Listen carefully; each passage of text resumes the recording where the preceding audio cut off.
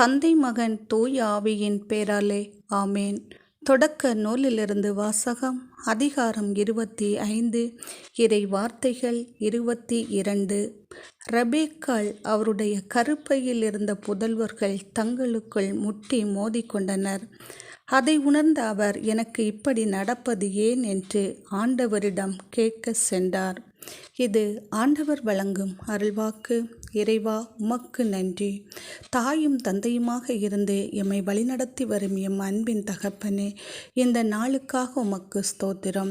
நீரே எம்மை உருவாக்கினீர், நீரே எம்மை கரம் பிடித்தீர், நீரே எம்மை வழி நடத்தி கொண்டிருக்கின்றீர் என்பதை நாங்கள் நன்கு உணர்ந்தவர்களாய் வாழக்கூடிய அருளையும் ஆற்றலையும் தந்து எம்மை வழிநடத்தி கொண்டிருக்கின்றீரே, அதற்காக உமக்கு நன்றிகள் இயேசப்பா, நன்றிகள். தேவாதி தேவனே, உம்மை நாங்கள் ஸ்தோத்தரிக்கின்றோம். இன்றைய இறை வார்த்தைக்காக நன்றி அப்பா.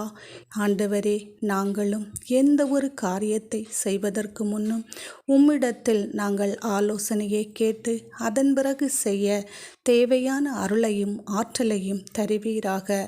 அப்படி நாங்கள் ஆலோசனை கேட்டு செய்கின்ற எல்லா செயல்களிலும் உம்முடைய கரம் எம்மை தாங்கிக் கொள்ளும் என்பதை நாங்கள் நன்கு உணர்ந்து கொள்ளக்கூடிய பாக்கியத்தை நீர் எமக்கு தருகிறதற்காக உமக்கு நன்றிகள் அப்பா. ஆமேன்.